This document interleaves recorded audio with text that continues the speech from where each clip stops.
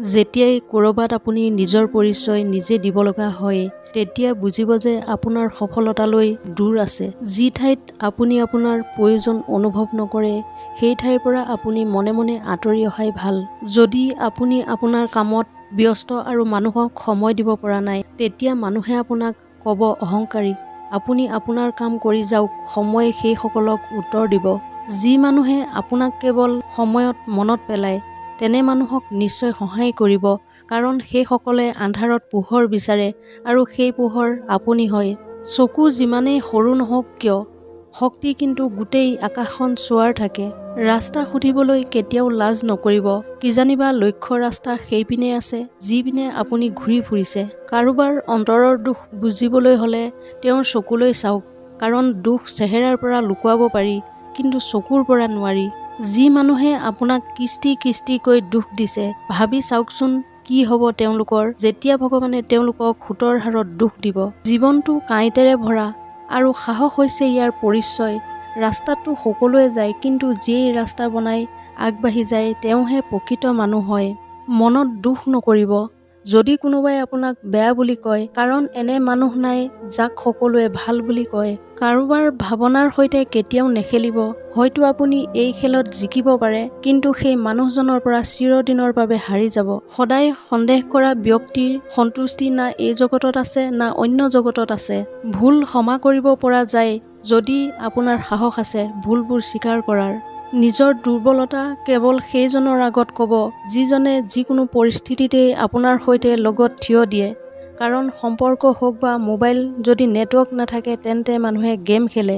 যি সময় পাৰ হৈ গ'ল সেই সময়ক মনত পেলাই নাথাকিব। যি সন্মুখত থিয় হৈ আছে সেই সময়ৰ সৈতে নতুন জীৱন আৰম্ভ কৰক। কষ্ট নকৰাকৈ সফলতা কেতিয়াও নাপায়।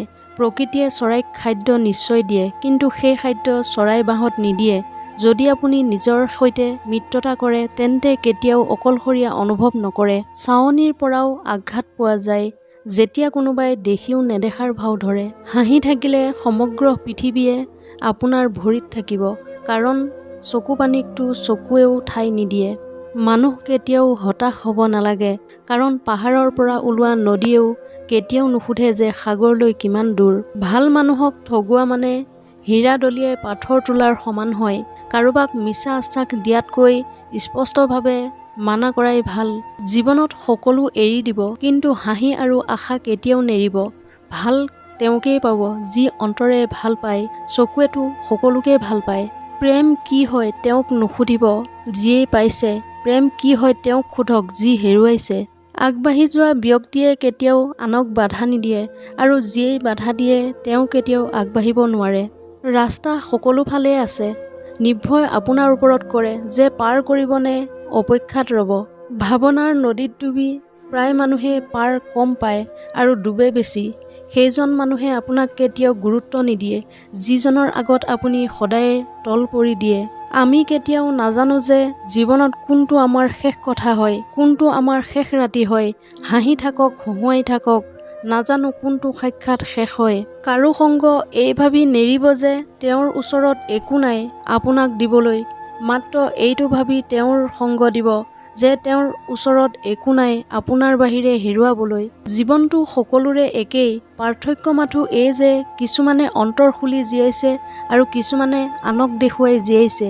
ঘৰৰ দায়িত্বইহে ৰাতিৰ টোপনি উৰুৱাই দিয়ে। ৰাতি জাগি থকা প্ৰত্যেক ব্যক্তিয়ে প্ৰেমিক নহয়। এইটো নিশ্চিত যে যিয়ে কাৰো কথা চিন্তা নকৰে তেওঁৰ কথা কোনেও চিন্তা নকৰে।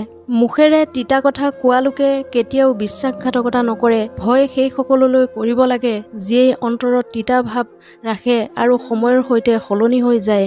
ভাগ্যৰ লগত যুঁজ দিয়াৰো বেলেগ আনন্দ আছে। ভাগ্যই মোক জিকিব নিদিয়ে আৰু মই ভাগ্যৰ ওচৰত হাৰ নামানো। যি সময়ত আপুনি আনৰ অপমান কৰি থাকিব সেই সময়ত আপুনি আপোনাৰ সন্মান হেৰুৱাই থাকিব। কাৰোবাৰ পৰা পোৱা সহায় কেতিয়াও নাপাহৰিব আৰু আপুনি কৰা সহায় কেতিয়াও মনত নেপেলাব।